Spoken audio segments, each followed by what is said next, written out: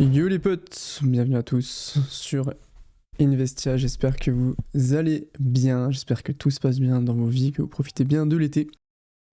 Moi ça va très bien les mecs, je suis très content là parce que je reviens de 2 semaines de vacances, une semaine où j'étais allé faire une tournée de tournois de tennis. J'ai tellement d'anecdotes, un jour j'en parlerai, c'était lunaire. En gros, genre, l'idée, c'est que c'est dans le sud-ouest et t'as plein de tournois à peu près dans la même zone, tu vois, dans le même périmètre, vu qu'il y a plein de petits clubs. Et genre, tu t'inscris à. Je crois que je m'étais inscrit à 7, 8 tournois. Donc ça fait genre une quinzaine de matchs dans la semaine. Je suis revenu, j'étais mort. Des matchs de ouf contre des gosses de 14 ans qui sont trop forts. Enfin, c'est terrible. Hein. Ça, c'est vraiment terrible. Il y a des sports comme ça. Je trouve il y a le tennis et le ski en particulier. Où genre, c'est un cheat code d'apprendre quand t'es petit. Moi, j'ai pas du tout appris quand j'étais petit. Le tennis, j'ai appris à. J'ai appris. Est-ce que j'ai vraiment appris le tennis? Je sais pas, mais genre je joue depuis que j'ai 20 ans. Ouais, 20 ans, 22 ans. Et du coup, bah, j'ai pas tous les vrais principes, tu vois, toutes les bases que t'apprends quand t'as 2-3 ans, comme au ski. Ou pareil, le ski, j'ai appris à 18 ans. Et en fait, tu reçois des conseils de mecs qui ont appris à 2 ans, littéralement 2 ans, qui te disent oui, mets les épaules dans la pente. Mais mec, comment ça, mets les épaules dans la pente? Ça ne veut rien dire, ce que tu dis. Et tu sens. Donc, non, ça, c'est vraiment des trucs que j'aurais aimé apprendre. Et après, une petite semaine dans l'air frais en Bretagne. Donc, très content, là, je reviens de vacances. Je suis vraiment chaud. On va relancer tout ça dans le podcast. On va tenter des nouveaux trucs. Donc, j'espère que ça va être sympa. Mais en tout cas, je suis de très bonne humeur aujourd'hui, les amis. J'espère que c'est votre cas. Let's go pour un petit podcast d'une trentaine de minutes. Je vous rappelle le principe de Investia. C'est un podcast dans lequel on parle de trucs que j'écris de manière régulière dans un Notion à moi, autour de l'investissement, du marché, autour aussi de la productivité, du bien-être, de plein de trucs un peu différents comme ça, qui sont tous les trucs qui touchent au sujet qui m'intéresse. Et donc je fais des petits écrits comme ça, des petites notes, et je vous les lis et on en discute. Let's go, allons-y, j'ai 4-5 écrits de sujets différents, donc ça va être assez sympa sur tout ça. Les altcoins, bon, les altcoins performent en ce moment, c'est assez rare pour le dire, et du coup ça permet aussi de faire un point sur ma vision par rapport aux altcoins et comment je me positionne, parce que j'ai remarqué qu'il y avait pas mal de flou aussi, dans le sens où, en fait, quand j'ai commencé mes vidéos, c'est vraiment, je prenais un altcoin et je l'expliquais. Et ça, je m'en souviens, j'avais discuté avec Asher à l'époque, qui m'avait dit « Toi, t'es mort ».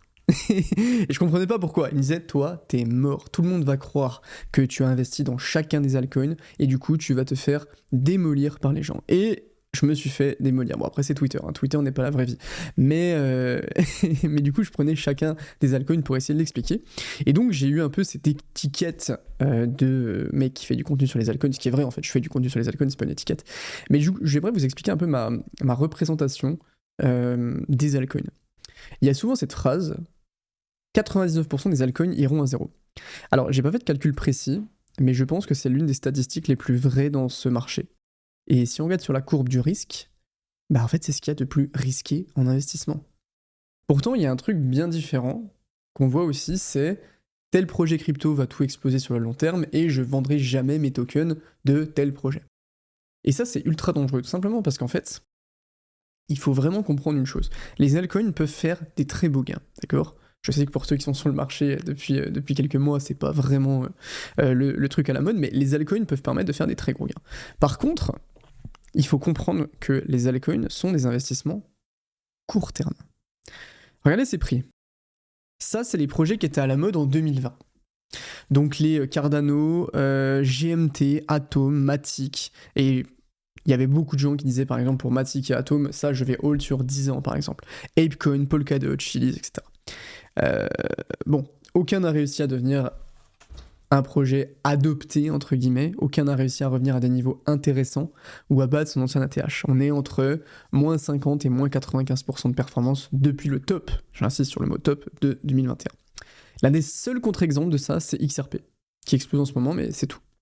Et du coup, on est dans un marché de l'attention, où celui qui captera le plus de hype va être celui qui performera le mieux. Le truc, c'est que les projets nous vendent des promesses, d'accord ? Un projet vend une promesse, surtout en crypto. Et certaines promesses ne sont juste pas tenus. Donc non, les altcoins ne sont pas des investissements long terme. Ce sont des investissements court terme à garder sur un seul cycle pour éviter de se manger moins 95% sur son investissement. Parce qu'en fait, il va y avoir un nouveau set méta. Je pense qu'il va y avoir ça avec peut-être Hyperliquid, Tao, Sui, peut-être. De gens qui vont dire oui, je hold ça sur 10 ans parce que Tao c'est le Bitcoin de l'IA. Ou non, c'est un altcoin. Et Tao peut performer, et ça, il n'y a aucun doute là-dessus. Par contre, c'est mon avis, mais en tout cas, je vais pas du tout hold d'altcoin sur plus que ce cycle, parce que pour moi, les altcoins sont là pour acheter du Bitcoin. Et en ce moment, avec l'euphorie qui revient, le sentiment va changer, les gens vont devenir beaucoup plus greedy, beaucoup plus optimistes sur le long terme, et on aura le fameux « ça redescendra jamais ». Sauf que tout ça est faux, et c'est l'un des rares trucs que je peux vous affirmer avec certitude dans ce marché. Les seuls gros joueurs qu'on a actuellement, c'est Bitcoin et Ethereum, qui, à la limite, je dis à la limite surtout pour Ethereum, peuvent être considérés pour une stratégie long terme. Le reste, c'est du court terme. Du coup, la question, c'est pourquoi concrètement est-ce qu'on prend ce risque? Pourquoi on peut pas juste focus Bitcoin simplement? Pour ce cycle et jusqu'à maintenant, en fait, ouais, ça aurait été très bénéfique pour le coup. Bitcoin lead majoritairement le marché depuis le début. L'objectif, et ça c'est mon point de vue, c'est d'investir dans les altcoins pour réussir à extraire une meilleure performance que Bitcoin, ce qui nous permettra, avec les gains générés, d'accumuler encore plus de Bitcoin que si on l'avait acheté directement. C'était simple à réaliser en 2017, c'était un peu moins simple en 2020, c'est devenu compliqué maintenant. Donc pour ceux qui veulent pas s'embêter, oui, Bitcoin est le meilleur actif en termes de performance depuis 10 ans, et Bitcoin avec l'or sont pour moi les deux meilleurs investissements de ce siècle. Pour ceux qui, comme moi, prennent le temps de comprendre l'écosystème, qui veulent aller un peu plus loin dans la courbe de risque, qui veulent aller chercher un peu plus de rendement, n'oubliez pas que les altcoins sont loin d'être des investissements long terme. Et j'insiste vraiment sur ça, sur ce point, altcoin. Sujet suivant. Alors en fait, d'habitude, je les mets dans l'ordre. Là, j'en ai fait plein, donc je les sélectionne pour que ça soit un peu cohérent. On va voir. Être discipliné, c'est dur quand tout va bien. Après, je dis jusqu'à, mais en vrai, ça m'arrive encore maintenant, mais jusqu'à environ mes 22 ans, j'avais un truc qui me pourrissait la vie. C'était une sorte d'effet yo-yo. Je pense que beaucoup vont s'identifier dans ça. Je faisais les choses que sous la pression. J'étais le genre de mec qui, par exemple, pouvait pas faire de sport sans compétition. On était obligé de faire un match, tu vois. Je pouvais pas faire de jeu sans compter les points. Je révisais en faisant des nuits blanches une semaine avant les examens, et le reste du temps, j'en avais rien à battre et je ne travaillais pas. Et en fait, c'était chiant parce que je me disais à chaque fois, ok, là, je veux, maigrir ou m'affiner pour avoir un meilleur physique et être plus performant. Ok, j'allais faire gaffe à ce que je mangeais, à limiter les sucres, un bon déficit calorique, du sommeil, etc. Je perdais du poids, et une fois que j'avais perdu du poids, je me relâchais, je commençais à bouffer de la merde, à moins m'entraîner, parce que j'avais atteint ce stade-là et que je perdais cette discipline. Et j'ai aussi remarqué ça dans les vidéos, par exemple. En fait, sur YouTube, t'as toujours des périodes avec des sortes de momentum où les vidéos marchent bien. Tu vas avoir une vidéo qui va bien marcher, du coup la vidéo d'après va aussi bien marcher parce que l'algorithme te pousse vu qu'il a vu que les gens s'intéressaient à tes anciennes vidéos. Et donc t'as une sorte de momentum de 4-5 vidéos qui se créent. Et après, t'as des fois où t'as des momentum un peu négatifs, où du coup t'as une vidéo qui marche moins bien et t'es dans une moins bonne phase. Et quand les vidéos marchaient moins bien, c'était les moments où je travaillais beaucoup plus pour qu'elles marchent mieux, parce que ça m'énervait. Par contre, quand ça marchait bien, j'étais plus chill, j'étais plus... Ok, c'est cool. Et du coup, peut-être que je faisais moins attention aux détails. Et derrière, ça engendrait qu'on retourne dans un momentum moins cool. C'est beaucoup plus dur d'être discipliné quand tout va bien. Parce que la douleur, l'inconfort, c'est un moteur extrêmement puissant. C'est le bon vieux gasoil bien polluant, pas trop cher, mais qui fait le taf.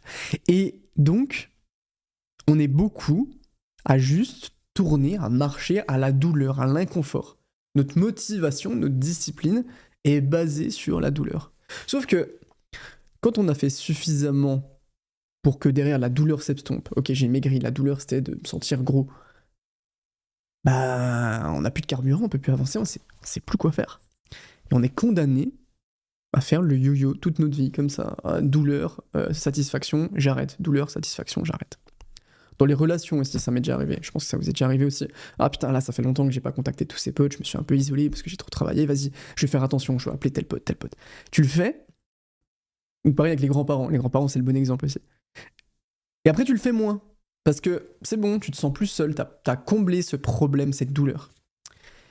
Et pour rester discipliné quand tout va bien, je pense que il faut changer le carburant. La douleur, il faut la voir un peu plus comme une sorte de nitro pour les bons amateurs de vitesse, de Fast and Furious à l'ancienne. T'as le carburant de base et t'as la douleur, l'inconfort qui est aussi très puissant, qui est une sorte de nitro dans ta voiture, qui te met un gros boost pour aller un peu plus vite. Mais tu peux pas mettre la nitro en ton carburant, tu vois. Et l'objectif, c'est plus de vivre avec une sorte de discipline, comment on peut appeler ça, une discipline motivationnelle, une discipline basée que sur la motivation, la douleur, mais plutôt une discipline plus structurelle, plus innée. Et selon moi, pour ça, il faut 2 choses. Il faut créer des systèmes. Parce qu'en fait, la discipline, c'est aléatoire. Les systèmes, ça l'est moins. J'avais des périodes, par exemple, où je faisais moins de cadeaux à ma copine. Des fois, je fais des cadeaux, des fois, je fais moins de cadeaux, parce que des fois, j'y pense, des fois, je pense à d'autres trucs, je suis concentré sur le taf, et je le fais beaucoup moins. Et je me suis dit, ok, je dois instaurer une sorte de petit système pour lui faire, allez, un cadeau tous les mois. Et donc, je me suis dit, tu fais un cadeau par mois. C'est dans ma to-do list, tu vois. Alors oui, c'est beaucoup moins glamour, hein. Forcément, tu perds le glamour, tu perds l'intention, mais j'ai envie de vous dire, il y a aucun glamour quand tu fais pas de cadeaux parce que t'as oublié. Et surtout, je pense que ça permet de tenir un rythme sur une bien plus grande période. Parce que est-ce que dans 20 ans, tu auras gardé la discipline ou la motivation de le faire? Pas sûr. Tu vois? Et créer des systèmes qu'on peut tenir pendant des années, c'est la base. Le jeûne intermittent. Pas de sucre après manger, par exemple. Aller marcher 1 heure par jour. Peu importe, en fait. Mais l'objectif, c'est vraiment de le faire surtout sans objectif. Et sans douleur. Et ensuite, un truc qui est très puissant, je pense, c'est le côté identitaire. Si je vous dis, je fais du sport, ou je suis sportif, c'est quoi la différence? La différence, c'est que faire du sport, c'est une action. Être sportif, c'est se définir, c'est baser une partie de sa personne autour du sport. On crée une marque identitaire. Donc forcément, si je dis « je suis sportif », si je vous dis là « je suis sportif, je suis quelqu'un de sportif », je vais être beaucoup plus discipliné parce que si je perds cet attribut, je perds une partie de ce qui me valorise, parce que c'est cool d'être sportif. Et on avait fait par exemple des études avec les fumeurs. Un fumeur, on a pris 2 types de groupes et on leur disait « ok, quand tu arrêtes de fumer, les gens, tu sais, t'as souvent cette pression « ah, tu fumes pas, tu veux une clope ?» Non, j'ai arrêté de fumer. Ça, c'est l'action. Ou alors tu peux dire « non, je suis devenu non-fumeur. » Ou alors même, je suis devenu sportif, je suis devenu sain. Bizarre de dire je suis devenu sain, mais... Et la différence dans les gens qui tenaient ou pas était colossale parmi ceux qui disaient « je suis devenu non-fumeur ». Parce qu'ils ont ancré leur motivation en eux, dans leur identité. C'est devenu une base de leur personne. Et je pense que pour maintenir une discipline, il faut inscrire certains comportements qu'on veut garder dans notre identité et créer des systèmes simples pour les tenir. Par exemple, dans mon identité, de trucs qui me valorisent et que j'aime bien dire, qu'est-ce que je peux dire? Je peux dire que je suis sportif, que je suis... Ah, c'est intéressant, j'ai même pas réfléchi. Que je suis autonome, ou en tout cas que je suis quelqu'un qui prend des décisions et qui est capable de prendre action. Que je suis quelqu'un qui ne subit pas les réseaux. Ou en tout cas, j'essaye de l'avoir de moins en moins. Et c'est beaucoup plus puissant que dire juste j'ai arrêté d'aller sur TikTok. Moi, je suis jamais allé sur TikTok, mais sur Instagram. J'ai arrêté d'aller sur Instagram. Donc, si vous voulez garder une discipline, coupez la douleur, utilisez-la comme un nitro et créez des systèmes et des, comment on pourrait dire, des aspects identitaires. On peut parler un petit peu plus crypto avec les États-Unis. Il y a eu beaucoup de mouvements depuis que Donald Trump est président, avec les tarifs, la guerre, etc. Mais le boug n'a pas lâché le cap sur les cryptos. Et c'est quand même important de le souligner. Bien sûr qu'il y a des pôles de travail et que Trump fait que signer des trucs, évidemment. Mais les États-Unis avaient dit qu'ils feraient des cryptos une priorité, c'est un bien grand mot, mais en tout cas, ils s'occuperaient de l'affaire et ils l'ont fait. Et on a 3 lois très importantes qui sont en discussion aux États-Unis en ce moment. Je ne sais pas si vous les avez vu passer. La première, c'est le Crypto Genius Act. En gros, c'est une loi qui veut établir une sorte de cadre réglementaire pour les stablecoins adossés au dollar. Et elle cherche à positionner les stablecoins comme une sorte d'alternative aux monnaies de banque centrale, les fameuses CBDC, en précisant, et ça c'est très important, que la Réserve fédérale, la banque centrale, n'a pas l'autorité d'émettre une CBDC. Une CBDC, peut-être que ça vous parle pas, c'est terrifiant. En gros, une CBDC, c'est une monnaie numérique. Donc, tu aurais ton application et tu aurais ta crypto euro, tu vois, qui est créée par la banque centrale. Et du coup, vu que t'as pas ton billet et la banque centrale peut pas te reprendre ton billet c'est ton billet, tu vois.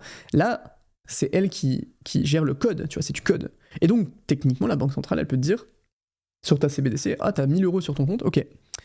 Par contre, si tu les dépenses pas dans 30 jours, ils disparaissent. Si tu peux avoir des bonus, tu vois, ils peuvent compter double pendant une journée. Ils peuvent compter à 50% pour telle ou telle raison. Ils peuvent te bloquer une partie de ton épargne. C'est terrifiant. Il y a un contrôle sur les CBDC qui est terrifiant. Et on a des belles lois qui sont en train de passer sur l'anti-CBDC, et ça, clairement. On a aussi le Digital Assets Market Clarity Act, en gros, qui est une loi qui veut clarifier la régulation des actifs numériques et répartir les responsabilités entre la SEC pour les titres et ce qu'on appelle la CFTC pour les commodités. Du coup, en gros, ça permettrait de réduire tout ce qui est ambiguïté juridique pour les entreprises crypto et d'institutionnaliser beaucoup plus le marché crypto aux États-Unis. Ça donne une régulation propre et claire, on sait qui s'occupe de quoi. C'est une loi qui est en train d'avancer, qui part au Sénat, qui doit l'examiner. Et on a aussi une dernière loi qui est la loi anti-CBDC. Je vous en avais parlé, l'anti-monnaie de banque centrale, qui interdirait à la Réserve fédérale d'émettre une monnaie numérique de banque centrale. Donc c'est très bon pour la vie privée, mais ça reste pour l'instant un projet de loi, puisqu'il y a une opposition au Sénat, et apparemment elle pourrait ne pas obtenir les 60 voix nécessaires pour être adoptée. C'est terrifiant, hein. Genre, en vrai, tout ce qui se passe autour des banques centrales, la banque centrale c'est une entité privée. Et le fait que ce soit une entité privée, c'est un peu flippant, parce qu'elle fait ce qu'elle veut. Et tout ce qui se passe, je pense qu'il y a des gens, en fait c'est sûr, qui gravitent autour de tout ça, qui sont extrêmement puissants. Et le fait, par exemple, de créer une CBDC, ça profiterait à un très petit nombre de gens, mais extrêmement puissants. Et ça fait flipper. Bon, ça c'est aux États-Unis. Les États-Unis avancent bien, c'est des belles lois, honnêtement. L'Europe... bah, il y a Mika. Il y a la loi Mika. Bon, la loi Mika démonte toutes les entreprises, mais je sais plus qui disait ça. Genre, il y a un grand proverbe, les États-Unis innovent, la Chine copie, l'Europe régule. Et putain que c'est terrifiant. Je me pose vraiment la question, est-ce que un jour, il y a un mec en Europe qui va se réveiller et qui va se dire, putain, mais en fait, on a perdu tous les monopoles qu'on avait parce qu'on a créé des cadres qui sont beaucoup trop restrictifs pour tout le monde. Je sais pas, genre, je ne comprends pas. Il y a certains trucs, je ne comprends pas comment c'est viable. Il y a des trucs tout cons, tu vois. Genre, maintenant que j'ai une entreprise, j'emploie des gens. Comment vous dire ? En fait, tu veux payer un mec 2000 euros, tu dois payer 2000 euros en plus. Mais pourquoi ? Pourquoi quand tu crées de l'emploi, tu dois payer le double de ce que tu donnes aux mecs ? Enfin, bref. C'est assez terrifiant, et pour la productivité, il y a un gap qui est en train de se créer qui est assez colossal. La productivité au Japon. En ce moment, mon algorithme YouTube est blindé de vidéos un peu déprimantes de mecs qui travaillent au Japon, qui font des vlogs.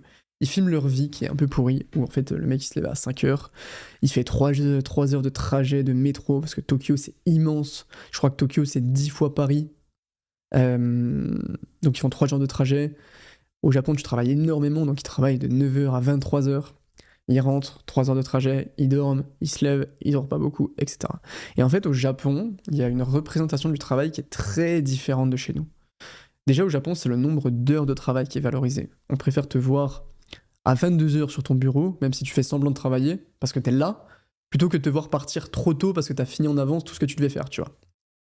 Ensuite, au Japon, tu ne peux pas partir avant ton boss. C'est très mal vu. Donc apparemment, les Japonais, ils ont 2 métiers, entre guillemets. Ils ont le métier pour lequel ils sont payés, et ils ont le métier qu'ils font quand ils font semblant de travailler parce qu'ils ont fini tout ce qu'ils devaient faire, mais qu'ils doivent attendre que leur boss se casse. Donc en fait, c'est un pays où en termes d'amplitude horaire, ils font genre du 12-13 heures par jour, 6 jours sur 7. Donc 70-80 heures semaine. Et à votre avis, en termes de productivité, ils sont combien ? Ils sont combienièmes sur les 38 pays de l'OCDE ? En gros, l'OCDE, c'est 38 pays riches. Ils sont 32e. Alors qu'ils sont dans le top 3 d'heures travaillées en productivité, ils sont 32e. Donc les mecs sont complètement improductifs. Et ça donne quand même une très bonne réalité sur la productivité. On nous a programmé à un type de productivité qui est basé sur la présence, qui est basé sur les heures que tu fais, tu es payé à l'heure, etc. Et ça, j'ai une belle anecdote de ça. Quand j'étais en stage à l'hôpital pendant mes études, l'hôpital, c'est tout un monde. Je pourrais faire un podcast sur ça. Il m'avait donné une présentation à faire. Je sais plus c'était sur quoi, sur un antibiogramme, un truc qui permet, bref, on s'en fout. Une présentation PowerPoint à faire avec tous les chefs, les médecins et tout, et un résumé d'un article scientifique. Je l'ai fait en 2 heures, avec les IA, etc. C'était bien ce que j'ai fait, mais je l'ai fait très rapidement. Le truc, c'est qu'ils m'ont donné 3 jours pour le faire. Bah, j'ai fait semblant de travailler pendant 3 jours. Et je faisais semblant. J'avais déjà fini le truc et je faisais semblant de. Genre, dès qu'il venait, ah ouais, t'avances, ah ouais, bah ouais, je suis en train de faire ça. Et je mentais sur le fait que j'avais fini. C'est fou. Parce que tu sais que tu es mal vu. Si t'as déjà fini, ça veut dire que t'as bâclé. Ou alors ils vont te remettre un truc. Toi, tu peux pas dire, ah, j'ai fini. Ah, bah vas-y, dans 3 jours. Bah non. Et donc, c'est très important de remettre en question, selon moi, toute cette histoire de productivité, surtout à notre époque avec l'IA et compagnie. Comment on est productif concrètement ? Bah déjà, on peut savoir comment être productif en retournant la question. Comment on travaille beaucoup en nombre d'heures, mais au final, on n'est pas productif ? Bah on regarde le Japon. Le Japon, c'est exactement ce qui se passe. Et pour moi, il y a 3 raisons principales. Parce que dans la journée, la productivité, c'est quoi ? C'est produire de la valeur par rapport à l'heure que tu passes au travail. Et pour moi, dans la journée, au lieu de faire ce qui est vraiment important, ce qui va vraiment produire 90% de la valeur, on va faire un mélange de 3 choses. Des habitudes, des mauvaises habitudes. T'es sur ton téléphone, tu scrolles, tu vas checker tes mails, tu vas sur les réseaux, tu regardes l'actu, des trucs improductifs qui sont des mauvaises habitudes qu'on peut faire régulièrement. Ça, c'est terrifiant, je le faisais, il y a un pote qui m'a dit, mais note-le à chaque fois que tu le fais. Et genre, je suis en train de taffer, et pour X ou Y raison, je prends mon tel et je fais un truc inutile. Et je me suis rendu compte, je le faisais genre 10-15 fois par jour, tu vois. Donc, des mauvaises habitudes, ce qui nous rend improductifs, avoir l'air occupé, vouloir montrer que tu es en train de faire un truc, et se sentir productif. Donc en gros, comment on se sent productif sans l'être ? Ben, on fait des tâches inutiles ou plein de petites tâches à faible effort qui au final servent à rien, tu vois. Répondre à un mail, checker des datas, regarder les commentaires des vidéos YouTube, je sais pas, tu vois. C'est le truc où tu te dis, ah, je suis en train de bosser. Non, tu sers à rien, tu ne produis rien. Et c'est mon gros travail de l'année. C'est très très très dur, hein, honnêtement, de couper ça. Mais si on coupe ça et qu'on se concentre vraiment sur être efficace, faire les choses importantes, bah on pourra avancer beaucoup plus vite dans nos projets et gagner du temps pour la suite de notre vie, en fait. Parce que si tu fais en 4 heures ce que tu pourrais faire en 8 heures, et je pense que énormément de gens pourraient faire ça, bah t'as fini à 14 heures. Donc soit tu continues de travailler et tu prends de l'avance et tu deviens beaucoup plus productif, soit tu vis ta vie et t'es comment ? Bah tu sors, tu vas faire du sport, tu fais ce que tu veux, tu vois, t'as une liberté qui est folle. Après, évidemment, moi je suis entrepreneur, donc j'organise mes journées comme je veux. Quand on est salarié, c'est un peu différent, mais ça peut aussi permettre de comprendre comment les choses fonctionnent en étant salarié. Genre, être productif, ça nous permet de nous ajuster, tu vois. Si tu veux être très productif, t'es productif le matin, boum, après en fonction de si tu veux grimper dans ton entreprise, tu peux montrer de la productivité, continuer, prendre des initiatives, etc. Ou alors si tu veux être plutôt chill, tu peux faire travailler le matin et après chill l'après-midi, j'en sais rien, bref, ça dépend de tout ça. Je suis jamais allé au Japon, il paraît que c'est sympa, mais il paraît que habiter au Japon et vivre au Japon, c'est terrible. Du coup, le Japon est pas productif alors qu'ils font plein d'heures de travaux. En écrivant le truc d'avant sur le Japon, je me suis demandé, mais c'était qui les plus productifs concrètement sur la liste des 38 là ? Eh bien, figurez-vous, à votre avis là, demandez-vous, moi je pensais que c'était genre la Suède ou un truc comme ça. Les 2 pays les plus productifs, c'est numéro 1 l'Irlande, numéro 2 la Norvège. Alors l'Irlande, c'est un peu biaisé. Parce qu'en fait, l'Irlande, c'est le siège de Apple et compagnie, parce qu'il y a moins d'impôts. Donc la productivité horaire est un peu biaisée. Donc on va plutôt regarder la Norvège. En moyenne, en Norvège, ils travaillent entre 33 et 34 heures par semaine. C'est même en train de diminuer. Donc c'est bien moins que la moyenne des autres pays, et pourtant, c'est les plus productifs.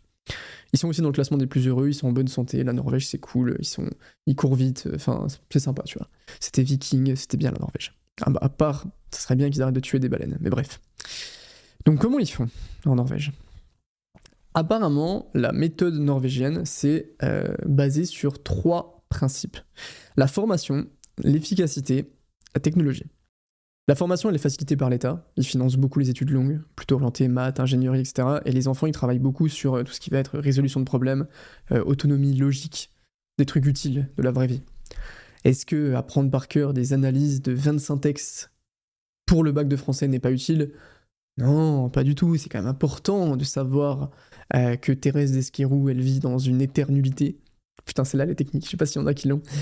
C'était terrible. Pourtant, j'ai eu 20 au bac de français à l'oral. À l'écrit aussi d'ailleurs. Mais inutile. Bref, ensuite, donc, la formation. Formation basée beaucoup sur la résolution de problèmes, l'autonomie, la logique. Ils font beaucoup d'études longues aussi. Mais d'études longues utiles, pas des études de communication ou trucs un peu inutiles. Bref. Ensuite, l'efficacité.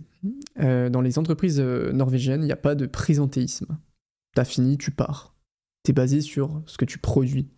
On a une hiérarchie aussi qui est très horizontale, les employés sont beaucoup en autonomie. Il n'y a pas de tu fais semblant de travailler ou quoi. Et c'est vraiment basé sur ce que tu produis. Tu as une tâche à faire, tu dois bien la faire. On s'en fout du reste. Et dernière chose, et ça c'est très important selon moi, ils sont à fond dans la technologie, dans l'automatisation. Les process doivent être rapides, on utilise les nouveaux logiciels qui sortent, on automatise les trucs qui prennent 1000 ans. J'ai vu des trucs à l'hôpital français, les mecs, mais c'est à se taper la tête contre les murs. Des PC, mais qui datent de l'an 2000, tu dois traverser tout l'hôpital pour envoyer un truc à la secrétaire parce qu'elle veut pas que tu lui envoies en mail ou en fax. Et un jour, j'en souviens, on m'a dit de faire un compte-rendu de tout un mode d'emploi de 50 pages sur une machine de, je sais plus ce que c'était, des mesures biologiques, à la main, tout seul, écrit comme ça. Donc, la productivité en Norvège, c'est formation, technologie, efficacité. Voilà comment on est productif à utiliser chez nous, parce que je pense que ça s'applique aussi à une échelle un peu plus micro qu'à un grand pays. Combien de temps on est? 27 minutes. Ok, dernier sujet intéressant. La vie récompense ceux qui sont relâchés. Le tennis, quel sport horrible. Dans les matchs de tennis, c'est toujours le même pattern. C'est abusé. Au début, du coup, tu rencontres le mec, ouais, salut, ça va, allez, vas-y, on va jouer. Tu t'échauffes avec le mec, et c'est le moment où tu te jauges un peu, tu vois. C'est les premières frappes, tu dois jouer gentil, mais tu vois le niveau du mec. Ensuite, tu fais quelques volets, échauffement volé, et un échauffement service. Tu fais 2 services de chaque côté, 2-3 services de chaque côté. Et du coup, à chaque fois, pendant l'échauffement service, tu regardes le service du mec en face, parce que c'est important le service, et ça montre beaucoup. Et c'est toujours pareil, tout passe bien. Beau geste, bien relâché, ça tape bien, tu te dis, oh putain, tu stresses. À chaque fois, je stressais au début. Je me disais, wow, ça va être dur vu qu'il sert comme ça. Et sauf que, en fait, 99% du temps, en match, tout début du match, le mec fait des services, faute, moins fort, moins relâché, moins régulier. Toujours pareil. Alors que c'est genre 5 minutes après, tu vois, tu t'échauffes, ah vas-y on y va, et c'est match. C'est exactement pareil pour les autres gestes, mais pour le service, c'est vraiment marquant. Et en fait, il y a un état dans l'ensemble de nos sphères de vie qui est très intéressant. C'est la notion de relâchement. Parce que c'est ça qui fait la différence entre l'échauffement et le match. Le mec est relâché à l'échauffement, mais pas relâché en match. Le relâchement, c'est une sorte de truc un peu mystique, où t'es dans un état parfait entre détachement et contrôle, t'es pile au milieu, et c'est l'état qui permet d'être optimal dans ce qu'on fait, parce que ça supprime un peu la notion de contrôle toxique. On avait parlé dans un autre podcast de la loi de l'attraction. Bah, en fait, cette notion de détachement, de relâchement, pardon, c'est exactement la même chose. Et c'est tellement important d'être relâché. Sauf que le détachement, le relâchement, je veux dire plein de fois détaché ou relâché. Sauf que le relâchement, ça a plusieurs dimensions. Ça a la dimension physique, t'es relâché dans tes gestes physiquement. Même quand tu respires, tu vois, quand t'es stressé, tu respires plus. La dimension un peu plus spirituelle, intentionnelle. Plus on veut contrôler quelque chose, plus on veut obtenir un truc, plus ça crée une sorte de boule d'énergie un peu négative et on perd cette notion de relâchement. Et j'ai vraiment beaucoup réfléchi sur le relâchement. Et je pense que même si ça dépend des sphères, pour le trouver, ça vient de 3 choses. Le relâchement, ça vient, d'une confiance, mais pas de n'importe quelle confiance, une confiance créée par le travail, la répétition, la connaissance de son niveau. Quand j'ai fait mes premières conférences, j'étais hyper crispé. Et au bout d'un moment, tu te rends compte que ça se passe bien, j'étais relâché. Et j'étais beaucoup plus fort. Donc ça vient d'une confiance, mais créée par le travail, par la répétition et l'accumulation de connaissances. Ça vient aussi d'un effort un peu sans attache. On veut gagner, donc on fait l'effort nécessaire, mais on n'est pas vraiment attaché à la victoire dans un sens négatif. C'est pas parce que je perds de ma valeur. Et en gros, je donne tout, mais je vais pas m'évaluer à la fin. Vous voyez ce que je veux dire? J'ai juste tout donné, point. Le match, là, j'ai tout donné, c'est tout ce que j'ai fait. Donc ça vient de ça vient d'une sorte de détachement assez spécial. Pas parce qu'on s'en fout, parce qu'en fait on sait qu'on fait ce qu'il faut, mais qu'on n'a pas d'attente. Et je pense que cette notion de relâchement, elle vient de ça. Elle vient d'une confiance, elle vient d'un effort sans attache et d'une sorte de détachement. Parce qu'on sait qu'on fait ce qu'il faut. Et elle est très importante à explorer, cette notion de relâchement. Et au final, elle vient du travail, parce que le travail crée de la confiance, d'une perte d'ego, parce que l'ego nous conditionne à regarder les résultats de manière un peu trop personnelle, donc ça crispe. Il faut réussir un peu à tuer cet ego, c'est dur. Et plus on met d'énergie dans un travail, plus on y attache son ego. Si je mets 20 heures dans un script, je vais y attacher mon ego parce que ça représente mon travail. Et ça vient aussi d'une sorte de calme intérieur, qui permet de ne pas spécialement attendre quoi que ce soit de ce qui va se passer. Très très important d'aller chercher cette notion de relâchement, je pense qu'on va l'explorer dans les prochains podcasts. En parlant de podcast, c'est la fin de celui-ci. J'espère que vous avez passé un bon moment. Dites-moi ce que vous pensez de la durée de 30 minutes. Je peux réfléchir à faire moins court, plus court, à voir en fonction de vos retours. Mais ça me permet d'explorer pas mal de sujets sans spécialement perdre le rythme. Merci beaucoup d'avoir écouté tout ça. C'était Lovig. On se retrouve la semaine prochaine. Bonne semaine à tous. Amusez-vous bien, profitez bien et réfléchissez à cette notion de relâchement. Ciao les potes.